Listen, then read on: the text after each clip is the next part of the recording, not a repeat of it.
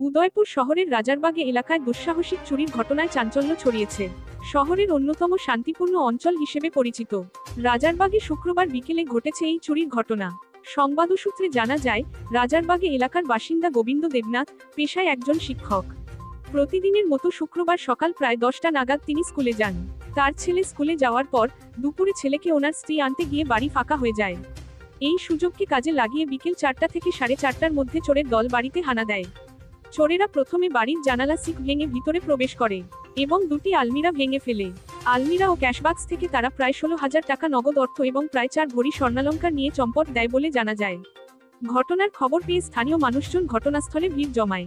খবর পেয়ে রাধাকিশোরপুর থানার পুলিশ ঘটনাস্থলে পৌঁছে তদন্ত শুরু করে। পুলিশ সূত্রে জানা যায়, বাড়ির আশেপাশের সিসিটিভি ফুটেজ সংগ্রহের কাজ চলছে এবং চোরদের সন্ধানে তল্লাশি চালানো হচ্ছে। এমন দুঃসাহসিক চুরির ঘটনায় আতঙ্কিত রাজারবাগে সহ সমগ্র উদয়পুর শহরবাসী। কি হয়েছিল ঘটনাটা?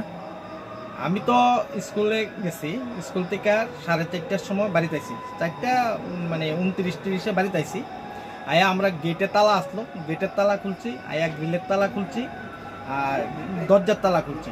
খুললে দিয়ে আমার গডরেজ খোলা। আর মেহেন্দি টাইম তার মা ইয়েতে তারে 4:30টার সময় উদয়পুর ইংলিশ মিডিয়াম স্কুলে পড়ে ক্লাস 8-এ তারে আনতে গেছে। তো তার মা গেছে 4:30টায়, আমি আইছি 4:30টায়। আয়া দেখি আমার গডরেজ খোলা, এখানে ওইদিকে জানালাটা ভাঙা, এটুকু আয়া দেখলাম। আর পরে দেখি যে আমরা এখানে গয়নাগাটি যা আছে, টাকা পয়সা যা আছে সব রয়ে গেছে। কিরকম টাকা নিছে? টাকা 10-12 হাজার টাকা হইব।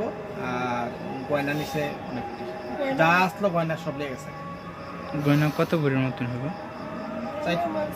4.5 ভরির মতো। এখন কি আপনারা থানায় জানাইছেন? তখন থানাতে আমরা জানাইছি, ফোন করছি, তারা আইবে। ব্যুরো রিপোর্ট, জনতার বার্তা।